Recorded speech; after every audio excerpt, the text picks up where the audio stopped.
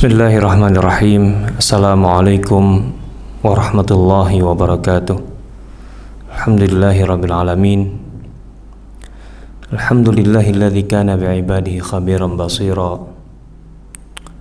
Wa huwa alladzi ja'ala al-laila wan-nahara khilfatan liman arada an yadhakkara wa arada syukura. Wassalatu wassalamu ala nabiyyina wa habibina wa maulana Muhammadin wa ala alihi wa sahbihi wa man sara ala nahjihi wa tabi'a hudahu ila yaumil liqa. Amma ba'd. Muslimin muslimat rahimakumullah. Alhamdulillah, pada kesempatan sore hari ini kita berjumpa kembali di majelis online, majelis ilmu online, di kesempatan yang sangat berharga di penghujung bulan yang penuh berkah ini, yaitu bulan Ramadan. Semoga segala yang telah kita upayakan, baik itu puasa kita, qiyamul lail kita, tilawah, dan juga amal-amal soleh lainnya, diterima oleh Allah Subhanahu wa ta'ala. Semoga Ramadan kali ini memberi arti yang lebih baik sebagai titik tolak perubahan ke arah yang jauh lebih baik dari siapa kita sebelumnya. Mudah-mudahan Ramadan kali ini bukan Ramadan terakhir yang kita nikmati sebagai hidangan lengkap dari Allah Subhanahu wa ta'ala untuk membentuk diri kita, untuk mengembalikan fitrah atau kita ke fitrah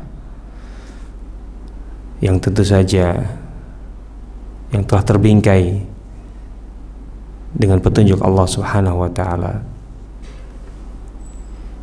sehingga kita bisa keluar sebagai pemenang minal faizin yang layak untuk menyandang sebutan sebagai orang-orang yang dibebaskan dari ancaman api neraka, atqun minan nar.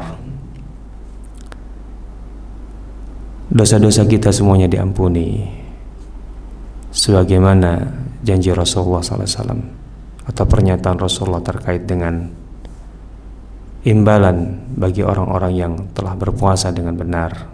Ghufira lahu ma taqaddama min dhanbi. Semoga kita juga mendapatkan anugerah Lailatul Qadar. Semoga kita dipertemukan kembali dengan Ramadan yang akan datang. Salawat dan salam kita sanjungkan setinggi-tingginya kepada junjungan kita semua, teladan hidup kita, baginda Nabi Muhammad sallallahu alaihi wasallam, juga segenap keluarga, sahabat, dan seluruh pengikut beliau. Muslimin muslimat rahimakumullah.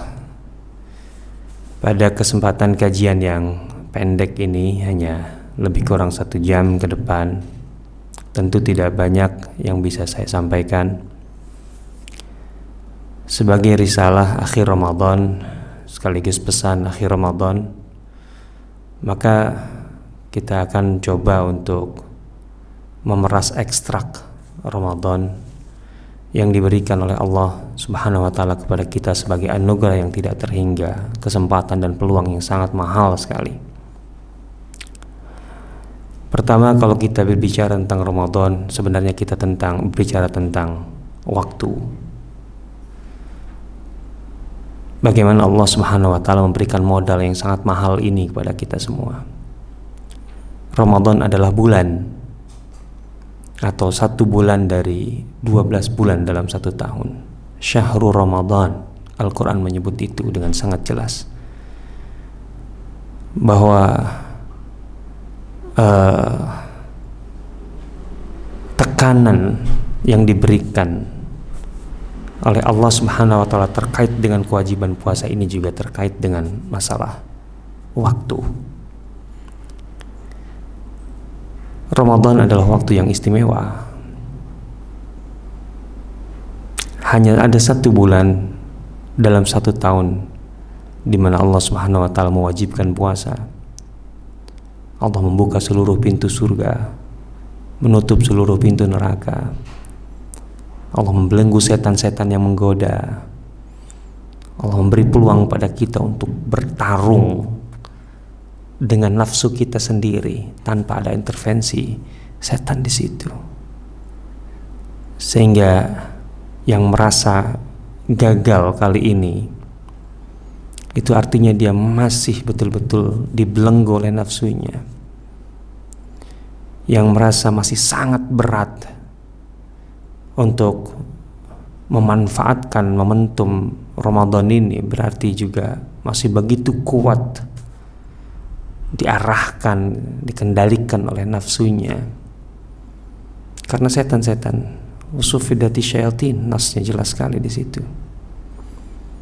Maka ketika ada kejahatan ataupun ada tindakan-tindakan yang jelas-jelas itu bertentangan dengan ajaran dan prinsip-prinsip ajaran Islam, itu artinya memang sisi nafsu kita itu liar.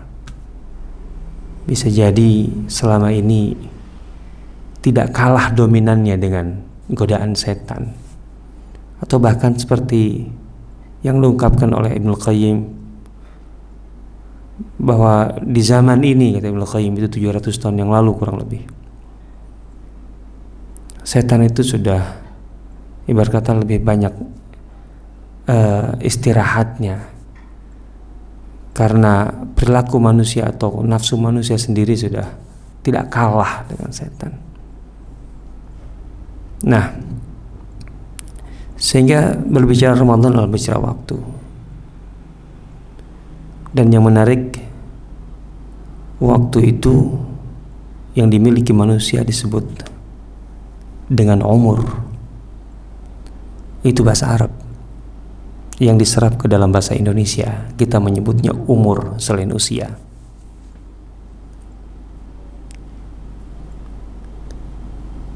Ketika waktu yang dimiliki manusia dalam kehidupan itu disebut umur, ini memiliki makna yang sangat mendalam. Karena bukan sekedar satuan menit yang menjadi jam, atau jam yang menjadi hari, hari yang menjadi satuan hari yang menjadi minggu, dan seterusnya. Bukan hanya itu. Waktu yang kita miliki dalam kehidupan ini ketika disebut umur, karena inti dari umur itu adalah imarah. Imarah itu intinya adalah bangunan. Artinya dari situ kata membangun, memakmurkan. Makmur kita serap dalam istilah ekonomi, kemakmuran. Tapi tentu lebih dari sekedar masalah ekonomi dalam arti yang sesungguhnya. Dalam istilah Arab, dari situ ada kata umran. Umran itu adalah bahasa klasik atau ungkapan klasik untuk, atau yang kita artikan sekarang sebagai peradaban. Jadi kalau kita bicara tentang Ramadan, intinya tentang waktu. Karena hal yang sama tidak kita dapatkan di luar bulan Ramadan, terbatas dengan waktu. Dan waktu intinya yang kita miliki adalah umur. Dan umur artinya kehidupan kita akan berarti ketika kita isi dengan sesuatu yang membangun, dengan karya, dengan kontribusi. Makanya kalau manusia melewati masa hidupnya, waktu-waktu hidupnya tanpa karya, tanpa kontribusi, sebenarnya dia tidak sedang menjalani umurnya.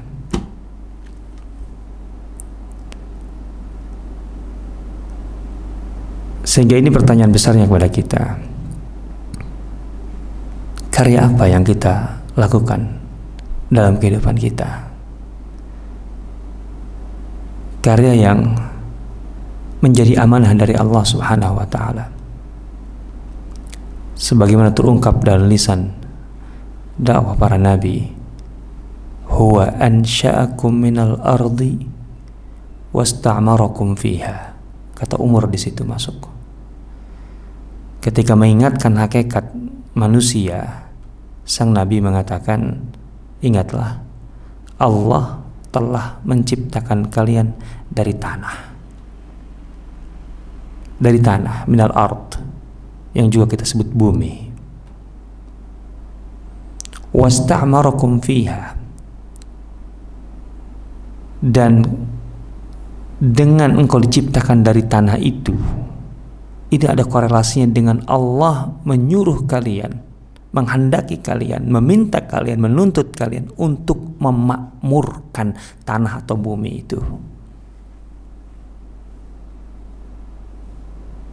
Tentu ada relevansi, ada korelasi yang sangat erat antara asal penciptaan kita dari tanah dengan tugas yang kita emban untuk memakmurkan bumi, tanah. Karena dengan begitu ada kemudahan bagaimana kita bisa menjalankan tugas kita dari Allah untuk memakmurkan bumi itu, karena kita tercipta dari tanah. Ada kebergantungan yang sangat kuat dengan segala unsur tanah. Tubuh kita membutuhkan asupan, makanan yang itu terkait dengan tanah. Kita membutuhkan kenyamanan, ketenangan, itu terkait dengan tanah. Dengan apa yang ada dalam bumi ini. Itu semua memang diberikan oleh Allah, kita dimudahkan agar kita memang bisa menjalankan tugas ini, memakmurkan. Kata Umran dalam istilah yang dikembangkan oleh para ulama, ini terkait dengan umur kita. Jadi bobot dari usia, dari waktu yang kita miliki adalah seberapa banyak karya yang kita torehkan, seberapa besar kontribusi yang kita berikan. Itu di situ. Dan Ramadan intinya mengembalikan kita ke titik ini. Karena Ramadan membersihkan kita dari noda, dari kotoran yang membuat kita menyimpang dari fitrah, untuk kemudian kita dikembalikan ke titik bersih itu dan diperkuat dengan Al-Quran agar kita memberikan peran yang lahir dari sebuah kesadaran, bukan karena ada tuntutan siapapun. Artinya sebelum bahwa kita itu dituntut oleh pihak manapun untuk berperan,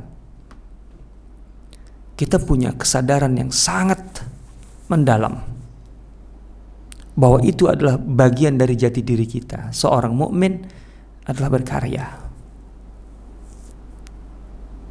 Seorang mukmin melakukan imarah, istimar, membangun umran. Itulah hakikat umurnya. Jadi siapa kita adalah apa yang kita bangun, karya yang kita ciptakan. Jadi di situ. Jadi Ramadan harus menarik kita ke sini. Kita harus menyadari dengan sepenuhnya tentang hakikat waktu yang kita miliki, yang itu terbatas. Ada ajal. Wa idza jaa ajaluha, dan ketika ajal itu tiba, tidak ada peluang kita untuk mengoreksi. La yastakhiruna sa'atan wa la yastaqdimun. Tidak bisa menunda ataupun mempercepat sesaat sekalipun. Tidak bisa.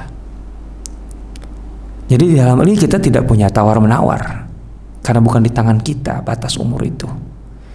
Yang bisa kita lakukan adalah setiap kita punya peluang untuk berkarya, berkontribusi, maka lakukanlah. Karena waktu yang kita miliki itu tidak pernah bisa ditarik mundur.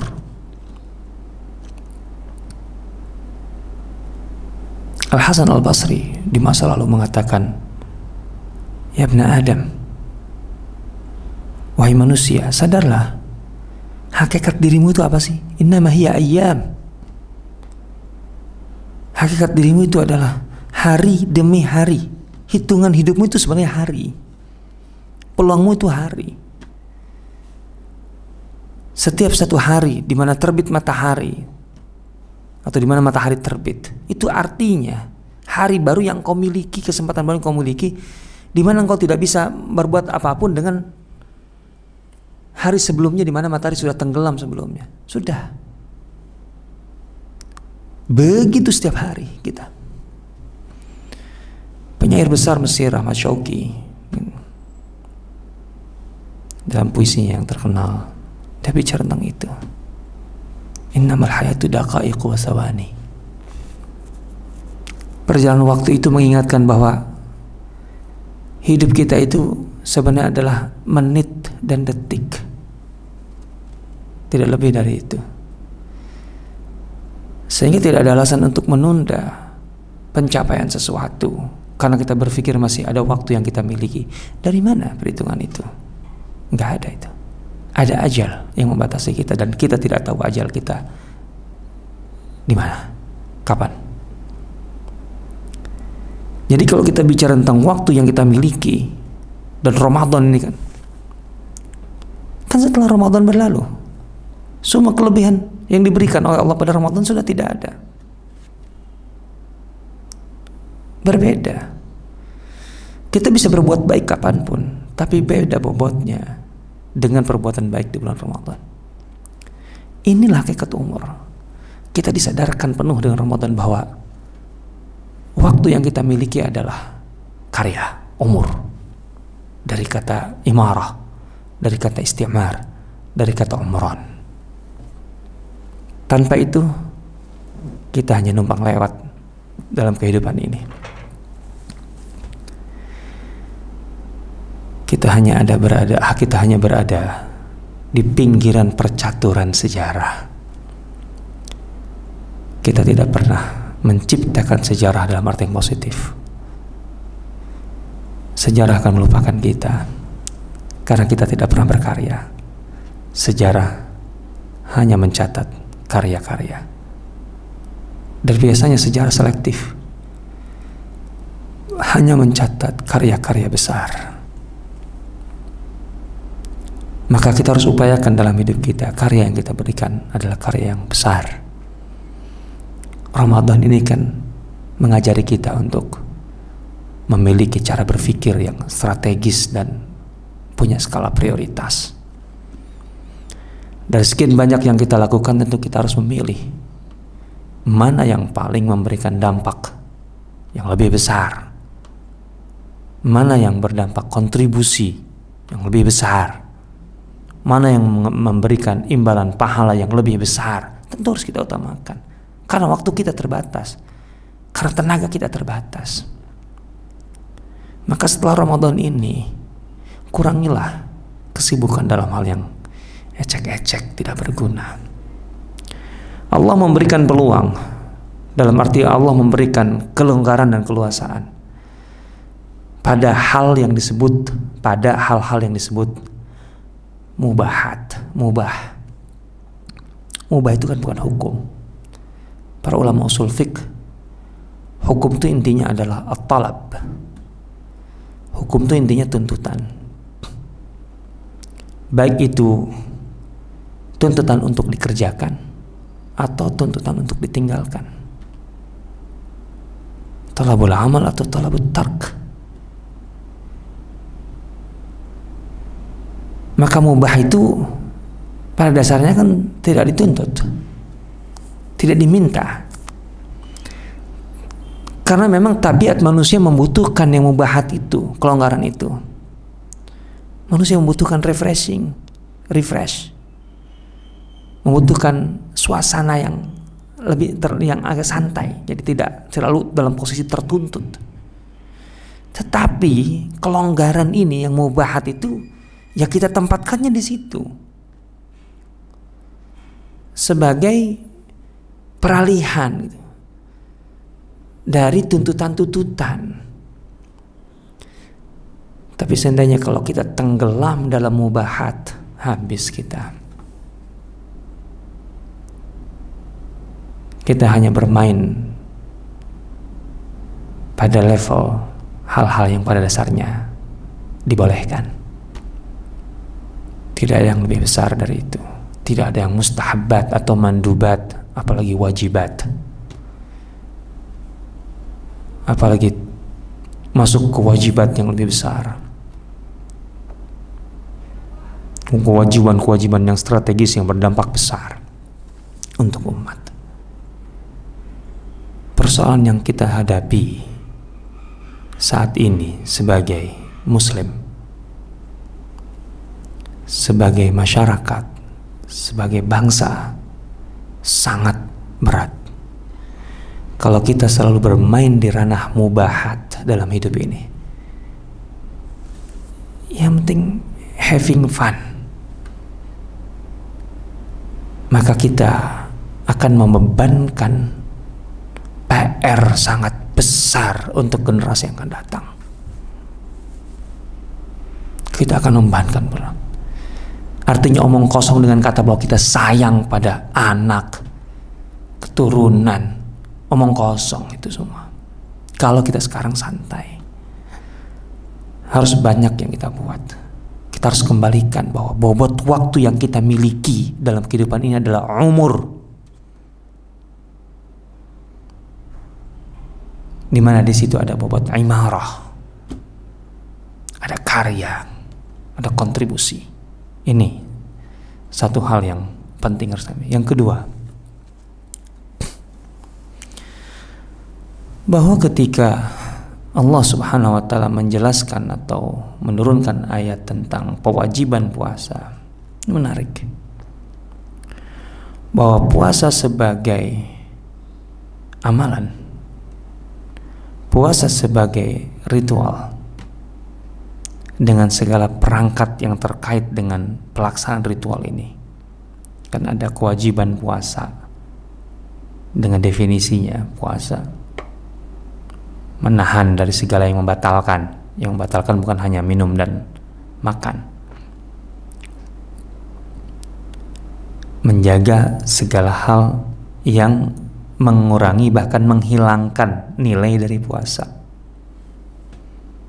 Artinya tidak membatalkan secara amalan, secara ritual, tapi dia membatalkan nilai dari puasa yang kita miliki. Laisa lahu min siyamihi, dia tidak mendapatkan atau meraih apapun dari puasanya itu selain haus dan lapar. Itu artinya bisa kita puasanya sah tapi nggak dapat apa-apa, kan rugi. Menahan diri lah. Andai saja puasa ini difahami sampai sejauh ini, tentu tindakan-tindakan yang tidak perlu yang terjadi di masa penanganan COVID-19 ini itu tidak akan dilakukan oleh masyarakat muslim. Tentu saya tidak menyalahkan semua orang yang beraktivitas dan keluar karena ada yang memang pada posisi ada hajat yang mendesak, tapi tentu saja tidak semua di level itu, di level hajat yang mendesak. Maka orang-orang seperti ini seharusnya kalau puasanya benar, dia tidak perlu untuk sampai melakukan hal yang tidak atau bertentangan dengan asas ikhtiar kita. Nah, puasa dalam arti ritual dan perangkatnya itu ada berkah pada buka puasa, ada berkah pada sahur, ada qiyamul lail, ada tilawah Quran. Allah menyatakan tujuannya adalah atau target pencapaiannya adalah la'allakum tattaqun. Ya ayyuhalladzina amanu kutiba alaikumus shiyam. Kewajiban berpuasa telah ditetapkan atas kalian, kama kutiba alal ladzina min qablikum, sebagaimana telah ditetapkan sebagai kewajiban kepada umat-umat terdahulu sebelum kalian. La'allakum tattaqun, ini adalah ghayah, ini adalah hadaf, ini adalah tujuan dari pelaksanaan puasa. Tetapi bukan satu kepastian, karena tergantung pada kualitas puasa kita. Makanya pakai la'allakum, agar supaya, bukan dalam arti pasti. Itu bisa pasti kalau kita juga memastikan puasanya benar. Tapi kan ada yang puasanya tidak benar atau kurang. Maka target atau tujuan yang akan dicapai dengan pelaksanaan puasa ini, dalam hal ini ritualnya, zahirnya, la'allakum tattaqun, la'allakum tattaqun. Taqwa secara semantik itu berasal dari kata waqa, yaqi. Wiqayah, wiqayah itu berarti prevensi, artinya kekuatan atau daya tahan. Takwa itu dasar, makna dasarnya adalah daya tahan. Atau kita sebut sekarang ini karena lagi populer, imunitas. Sekarang ini kita betul-betul disadarkan betapa mahalnya, betapa pentingnya imunitas dalam menghadapi wabah ini. Kan persoalan dasarnya di imunitas. Orang yang tidak punya daya tahan atau imunitas kuat, itu yang paling terancam. Apalagi punya penyakit bawaan yang lain, sangat rentan. Juga anak-anak yang memang pertumbuhan imunitasnya masih labil. Dan yang menakutkan, data yang terungkap, kalau tidak salah dari Ikatan Dokter Ibu dan Anak, angka korban atau penderita COVID dan juga sekaligus korban yang meninggal, baik itu PDP dan positif, untuk golongan anak, Indonesia ini disebut paling tinggi atau di antara yang paling tinggi di Asia. Ada apa dengan daya imun anak-anak kita? Imunitas ini masalah. Artinya secara fisik kita sekarang ini disadarkan betul betapa mahalnya, betapa pentingnya imunitas kesehatan untuk membendung atau melindungi tubuh kita dari penyakit. Takwa itu adalah imunitas tingkat tinggi, di mana imunitas fisik adalah salah satu, karena tentu kita tahu bahwa puasa itu sangat menyehatkan. Puasa itu parameter kesehatan yang paling akurat kan. Orang mau cek darah aja kan diminta puasa dulu kalau mau ke lab. Puasa 10 jam. Dan itu puasa normal kalau kita puasa biasa kan.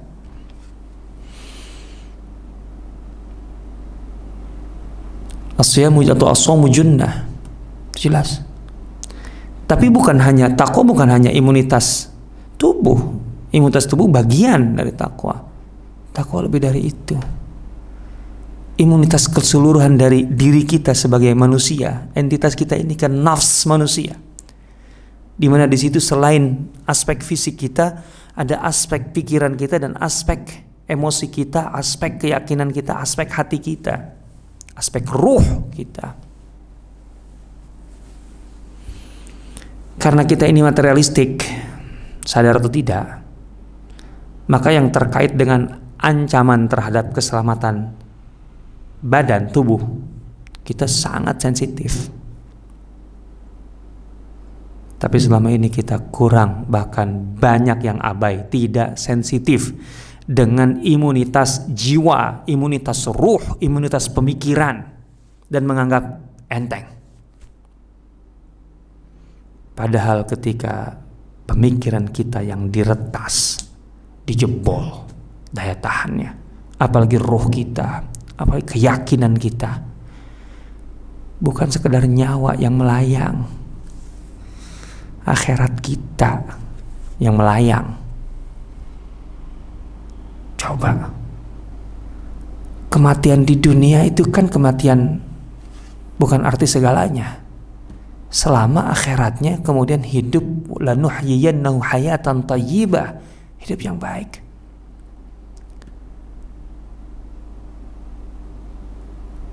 Kan itu kehidupan abadi yang tidak bisa dibandingkan dan diukur dengan dunia. Kita tidak, tentu bukan berarti maksud saya mengecilkan aspek imunitas fisik, itu butuh. Karena kita pun punya kesempatan satu-satunya untuk membangun bekal, mengumpulkan bekal menuju ke kebahagiaan hidup di akhirat, itu kan hanya dengan hidup di dunia. Tapi maksudnya sekarang kita melihat adanya sikap abai dari banyak orang terhadap imunitas ruh, imunitas pikiran.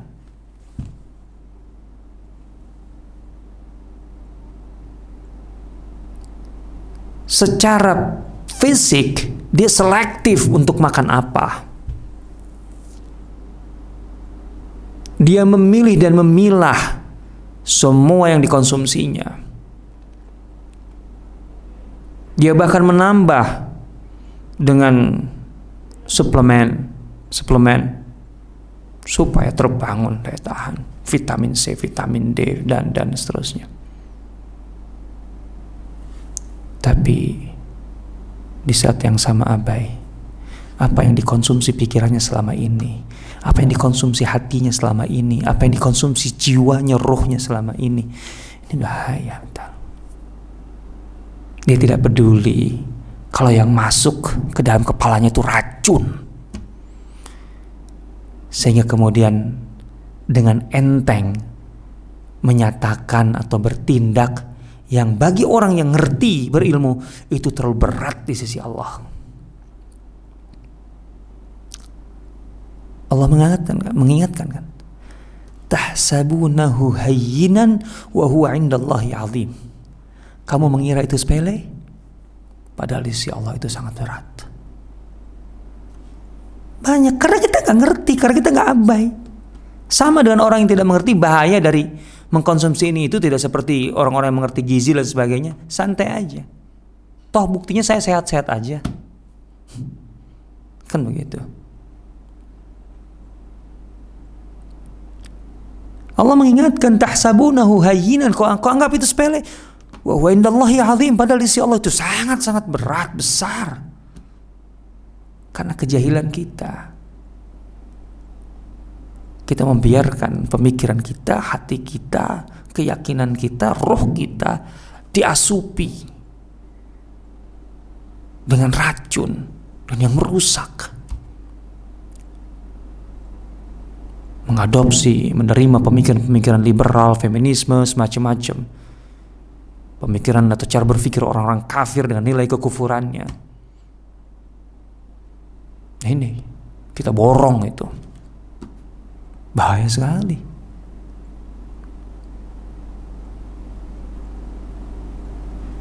Rasulullah juga mengingatkan dan sangat-sangat jelas bahwa ketika seseorang itu tidak mengerti, tidak peduli, bisa jadi dia menganggap satu kata atau satu kalimat yang meluncur dari mulutnya itu terlalu remeh, terlalu ringan. Ya. Rasul mengatakan dia tidak peduli, artinya bagi dia ringan sekali. Tetapi ketika itu Allah yang menghitung dengan kalimat yang dia anggap sepele itu, dia kemudian pantas bagi imbalannya dijerumuskan ke dalam neraka, dilemparkan dari bagian atas.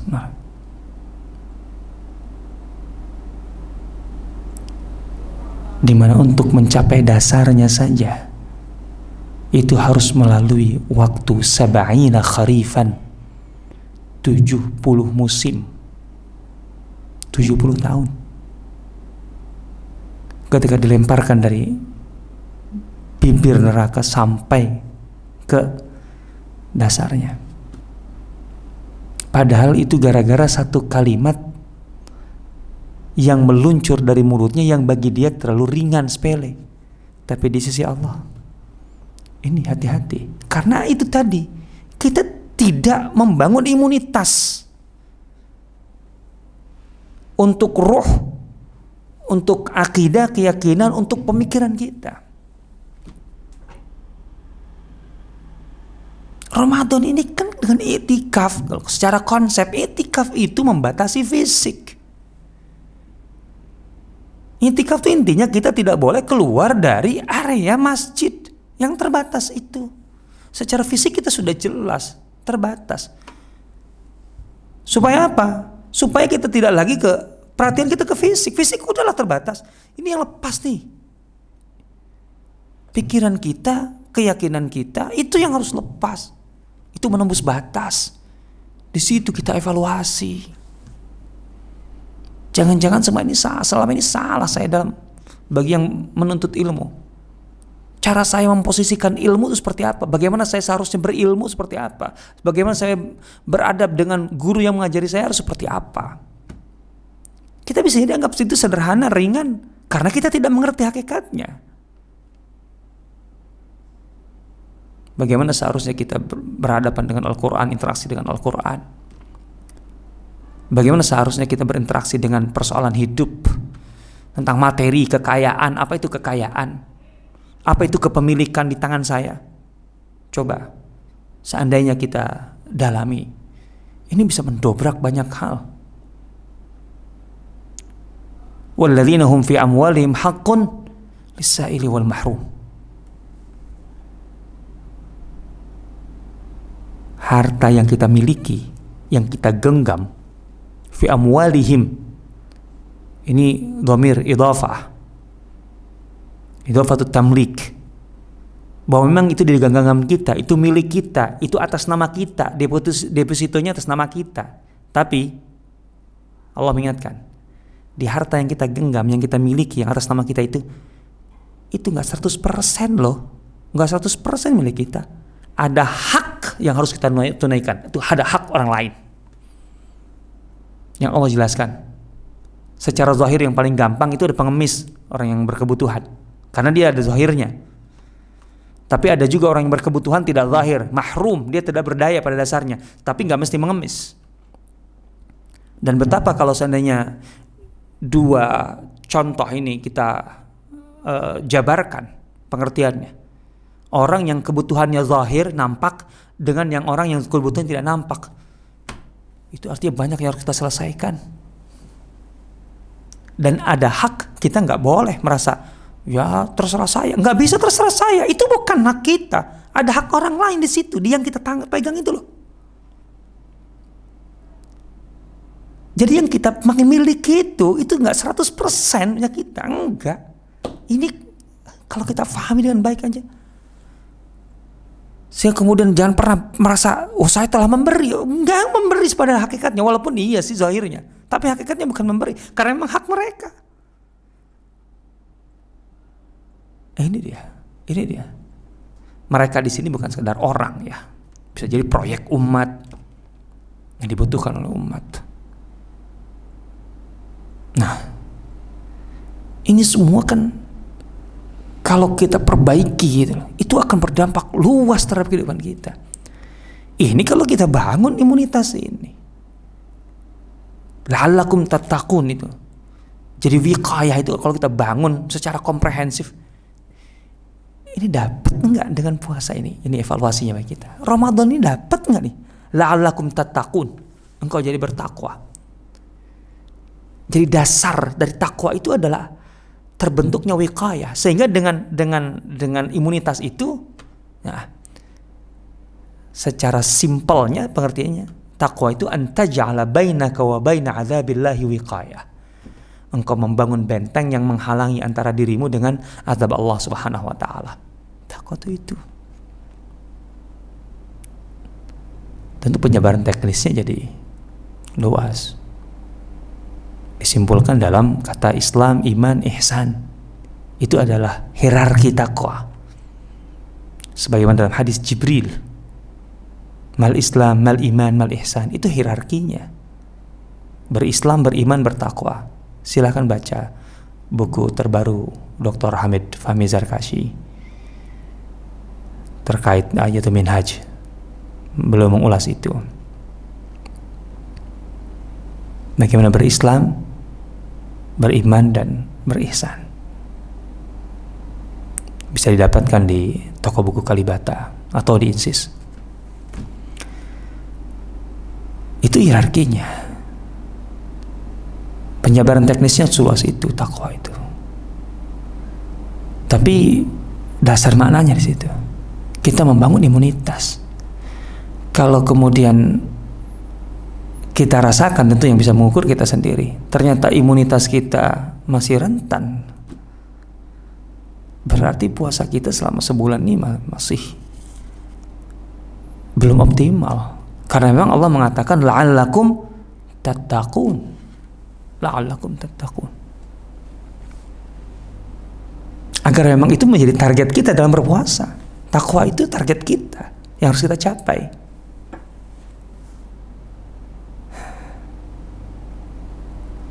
Kemudian ayat tentang puasa ini yang menarik. Ditutup di ayat 185. Syahrul Ramadan alladzi unzila fihil Qur'an, dan seterusnya. Allah kemudian menutup dengan yuridullahu bikumul yusra wa la yuridu bikumul usra. Ini adalah sifat dasar Allah Subhanahu wa taala terkait dengan syariatnya. Bahwa din, taat kepada Allah, menghamba kepada Allah itu yusr. Tidak menyulitkan, mudah. Mudah.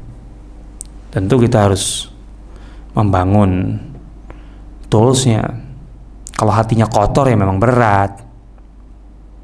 Tapi kalau kita memang benar gitu, taat kepada Allah, menghambakan diri kepada Allah itu mudah. Yuridullahu bikumul yusra, yang Allah inginkan itu kemudahan. Wala yuridu bikumul usra, Allah tegaskan, Allah tidak menghendaki kesulitan kok. Lagi-lagi kalau begitu, ketika kita evaluasi nih, ketika kita menjadi sedang beragama, atau bukan sedang, kita harus selalu beragama, kok kita merasa begitu sulit dan berat, itu berarti kita belum memenuhi gitu, syarat untuk kemudian atau merasakan kemudahan itu. Ya karena untuk menjalankan ketaatan kepada Allah itu kan membutuhkan pengantar, harus dipenuhi itu. Ya seperti mudahnya kalau kita mau sholat diterima oleh Allah kan ya. Ya selain bacaannya benar dan seterusnya kan harus wudu kan. Artinya mau baca Al-Fatihahnya kayak apapun, baca surah sepanjang apapun setelah itu, kalau nggak wudu kan nggak sah kan. Oh, itu lama taat kepada Allah gitu. Dan kalau udah kita penuhi itu yusr. Agama itu enggak, bukan sekedar ritual. Beragama dalam politik, beragama dalam bersosial, beragama dalam berekonomi, itu mudah, yusr. Ini yang harus kita upayakan. Wala yuridu bikumul usr. Walitukmilul iddata walitukabbirullaha ala ma hadakum. Ini adalah akhir dari Ramadan. Sempurnakan 1 bulan. Dan kemudian ditutup dengan takbir bahwa Allahu Akbar. Ya kalau enggak malam ini besok. Ada kemungkinan ya malam ini. Karena sekarang hari ke-29, kan bisa 29.30. Ya tunggu isbat saja setelah ini.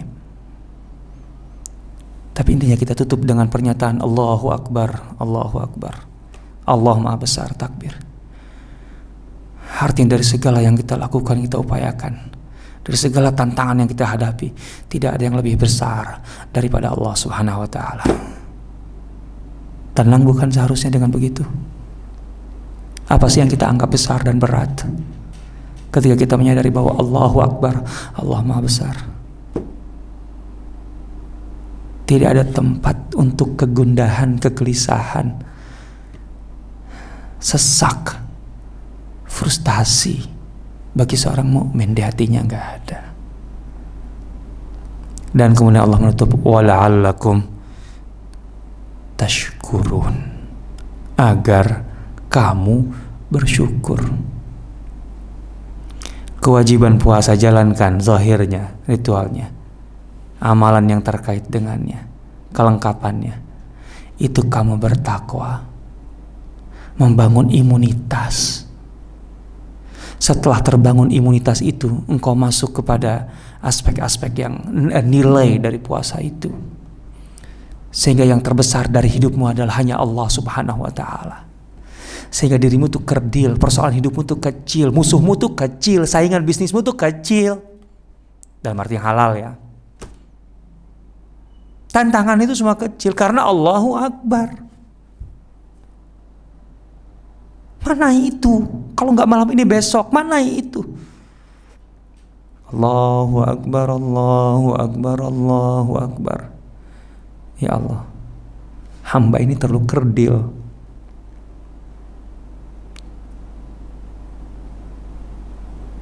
Karena Engkau Maha Besar ya Allah.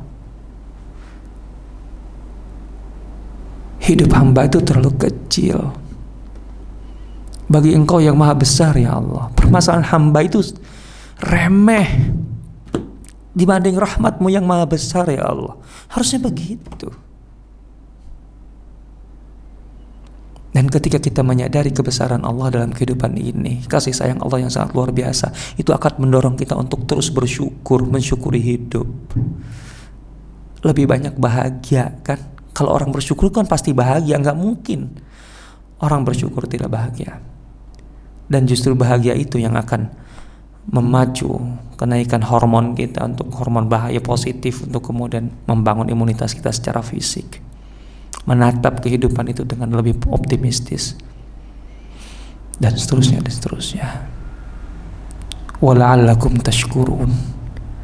Kalau setelah Ramadan kita tidak juga bersyukur, ada yang salah dengan puasa kita, ada yang salah dengan Ramadan kita, ada yang harus kita perbaiki secara total dan mendasar untuk persiapan Ramadan yang akan datang. Allah Ta'ala alam, demikian yang bisa saya sampaikan sebagai ya sedikit dari pesan-pesan di akhir bulan Ramadan. Allah Ta'ala alam.